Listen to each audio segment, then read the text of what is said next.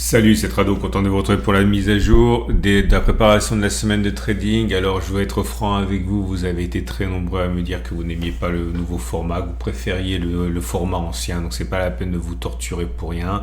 Je repasse au format d'avant. Cette vidéo est là pour vous servir, si elle vous sert pas, ça sert à rien. Donc, on arrête tout et on repasse au format précédent. Merci de vous être manifesté. Et on commence comme d'habitude par le CAC 40. Le CAC 40 qui est dans une situation de structure haussière, hein, vous le voyez bien. 78,30, 78,15, c'est la structure, c'est le niveau à ne pas casser pour rester en structure haussière. Si vous voulez acheter, eh bien là vous avez une zone justement hein, d'achat. On verra comment mettre le stop de protection. La prochaine résistance, elle est à mon avis sur les 82,70, 81,00. Alors, je vais vous montrer maintenant comment on fait pour mettre un stop de protection avec la méthode de l'ATR. Donc vous avez besoin d'un outil qui s'appelle, je l'ai dit, ATR, hein, et vous avez actuellement un ATR qui est situé, on le voit ici, à 34. Ok, donc imaginons que vous décidiez d'acheter, on va dire sur cette zone, on va prendre un chiffre rond, on va prendre 78,30.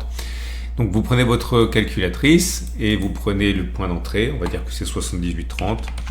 Et vous allez enlever donc la valeur de 2 ATR. Alors ça peut être 2 ATR, ça peut être 1 ATR, ça peut être 3 ATR. Plus vous prenez d'ATR, plus vous laissez de la place pour votre trade de fonctionner, mais plus votre perte est importante, hein, puisque vous attendez avant de vous faire sortir. On va dire que vous prenez 2 ATR, donc on a c'était 34, donc vous enlevez 34 une fois, vous enlevez 34 deux fois, ça fait un stop de protection à 77,32. Donc je vais faire apparaître ça. Donc vous rentrez, on a dit à 78,30. Votre stop de protection vient de le calculer à 77,62. Ça veut dire qu'il est ici. Ok. Maintenant, je vais vous montrer comment on peut utiliser le Turbo 24 hein, pour passer à l'action. Donc vous voulez un long parce que c'est pour acheter, donc vous avez besoin d'un long, et on va prendre comme d'habitude un Turbo 24 avec un très faible taux de effet de levier, parce que c'est prudent. On va dire que vous prenez un effet de levier, allez, 3. Ok. Celui-là, il a un knockout à 46,62. Ça veut dire que si les cours descendent jusqu'à 46,62, vous avez tout perdu. Ok, il faut sortir sur votre stop de protection et pas attendre que le cours aille jusqu'à 46,62. Ça veut dire que 46,62, si les cours descendent jusqu'à ici, vous avez tout perdu. Alors perdu combien? Ça dépend combien vous avez acheté du Turbo 24. En imaginant que vous ayez acheté 10 Turbo 24 par exemple, ok, vous auriez perdu, si les cours descendent jusqu'à 46,28, 325 €. C'est beaucoup trop. Ok, mais vous n'allez pas perdre ça, puisque vous allez sortir, on l'a dit, à 77,62. Visuellement, je fais ça à la louche vraiment, mais on va dire c'est un 30e peut-être. Encore une fois, je suis pas bon on va dire aller à 20e. Donc à 20e, ça veut dire que vous perdriez à peu près 15 €. Ok, donc si vous achetez 10 Turbo 24 avec un effet de levier à 3, un knockout à 46,62 et que vous sortez bien sur le stop de protection comme on l'a dit, vous perdez voilà à peu près 15 €. Ok, on va voir maintenant comment on fait pour spéculer à la baisse. Donc imaginons que vous vouliez maintenant plutôt adopter un biais baissier. On va dire que vous rentrez à 82,80 au hasard. Alors 82,80 parce que vous aimez bien le niveau, parce que vous avez un signal, qu'importe, en tout cas vous décidez de sortir à 80, non pas 42,80, au-dessus c'est 82,50. Ok, juste pour l'exemple. Donc ça veut dire que si les cours arrivent là, vous spéculez à la baisse, et on va dire que vous prenez un stop de protection à 2 ATR, donc 82,50. On a dit que l'ATR il était à 34, donc 82,50 c'est votre point d'entrée. Vous mettez 2 ATR pour votre stop de protection comme tout à l'heure. Donc 34 plus 34, ça fait un stop de protection à 83,18. C'est-à-dire que si les cours montent jusqu'à ici, eh bien vous avez perdu votre trade et il faut sortir sans hésiter. Ok, votre plan, vous devez impérativement le respecter. Et si vous voulez passer à l'action, vous avez besoin d'un short pour le coup, parce que c'est un trade baissier. Vous prenez un effet de levier faible, le plus faible effet de levier c'est 8, avec un niveau de knockout à 8,872. Ça veut dire que si les cours vont jusqu'à 8,872, vous avez tout perdu. Perdu combien? Ça dépend combien vous avez acheté le Turbo 24. En imaginant que vous ayez acheté 10 Turbo 24, vous auriez perdu 101 €. 101 euros, c'est trop cher. Ok, mais qu'importe, c'est juste un exemple. Vous ne perdrez pas 100 euros puisque vous sortez à 83,18. Hein. C'est comme ça qu'on a calculé le stop de protection. Ça fait quoi? Ça fait, allez, on va dire un cinquième à peu près. Visuellement, un cinquième, ça veut dire que vous perdriez 20 euros. Ok, bon, encore une fois à la louche, hein. C'est l'idée. Après, bien sûr, vous pouvez acheter moins de Turbo 24. L'idée surtout, c'est de comprendre comment ça fonctionne. Voilà comment on peut faire. Je terminerai en vous montrant le sentiment client. Je ne sais pas s'il est déjà sorti le sentiment client à cette heure-ci.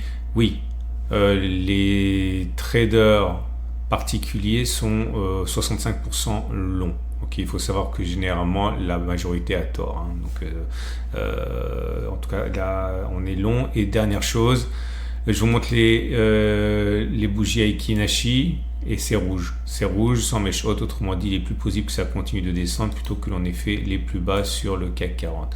À mon avis, on va chercher à minima la zone que j'ai mentionnée là. Ok. Voilà. On va passer maintenant aux autres marchés. L'Allemagne 40 qui est également dans une structure haussière. Si vous avez un biais haussier, vous pouvez éventuellement intervenir sur le bas de cette structure haussière à 21 120 870, stop de protection avec en utilisant la méthode des ATR par exemple. Si vous avez un biais baissier, par contre, c'est pas facile de trouver un point d'entrée parce qu'on est sur des niveaux records, on n'a rien au-dessus. Et bon, on pourrait toujours dire que ça c'est une résistance, mais c'est une résistance sur la unité de temps haussière, sur une structure haussière. C'est jamais très très prudent. À la limite, si vous avez un biais baissier, vous pouvez envisager d'attendre une éventuelle cassure, changement de polarité de la zone, attendre que l'on revienne dans cette zone et à ce moment-là spéculer à la baisse. Ça aurait du sens aussi.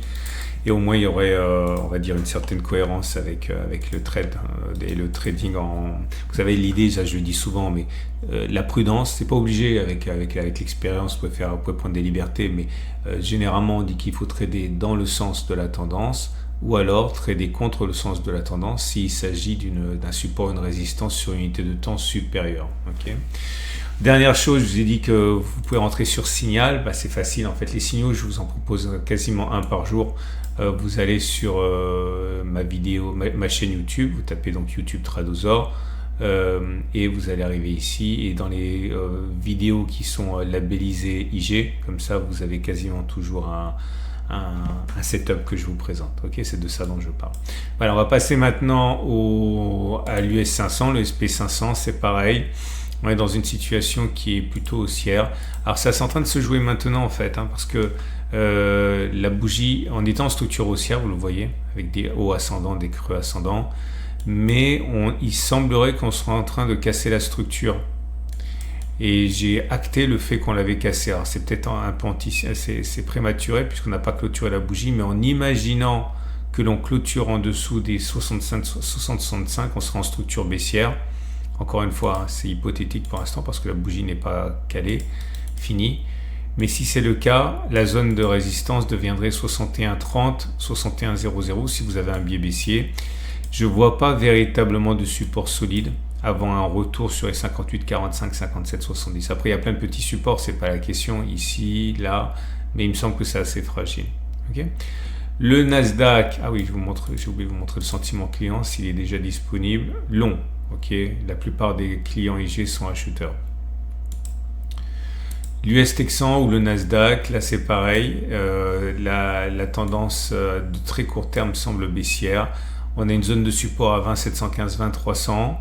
On a une zone de résistance à 22 120, 21 730. Si vous avez un biais baissier, vous pouvez spéculer sur cette baisse au cas où on y reviendrait. Si vous avez un biais haussier, vous pouvez acheter sur cette zone-là au cas où on y retournerait aussi. On va passer à l'euro-dollar, structure haussière. Un achat sur les 1,0438, 1,0372 peut être envisagé si vous avez un biais haussier, stop de protection avec la méthode des ATR. Ou alors là c'est pareil, c'est toujours pareil, je ne l'ai pas signalé, mais imaginons que vous ayez un biais baissier, soit vous attendez que l'on arrive ici, soit vous attendez éventuellement que l'on casse la structure pour envisager un retour sur les plus bas, c'est tout à fait possible. Et on va... Ah oui, le sentiment client il est plutôt haussier, 59%. Et on va terminer avec Nasdaq qui est en train de subir une attaque. On est déjà sur une zone d'accumulation, pardon, on est déjà sur une zone de support à 102 099 600. C'est un support sur l'unité de temps H4. Donc ça, on peut acheter éventuellement stop de protection en dessous de la zone. Si vous avez un biais haussier, si vous avez un biais baissier, soit vous attendez que l'on revienne une fois de plus et que l'on échoue une fois de plus sur les 108 000, 105 000. Soit vous pouvez attendre que l'on casse la structure. Ok. Et à ce moment-là, vous pourrez éventuellement spéculer à la baisse, éventuellement à la faveur d'un rebond pour parier sur une continuation de la baisse. C'est très classique. Voilà. Je vous souhaite une excellente journée. Je vous rappelle que je mets des alertes dans l'onglet communauté de ma chaîne YouTube. Donc vous allez sur ma chaîne YouTube, vous allez dans l'onglet communauté. Quasiment tous les jours, je mets des alertes lorsque je vois qu'on est sur une zone d'intervention. Excellente journée. Je mets à jour ça tous les dimanches soirs, tous les lundis matins. Donc pensez à vous abonner pour ne pas louper la mise à jour. Et vous avez plein d'autres vidéos qui vous attendent.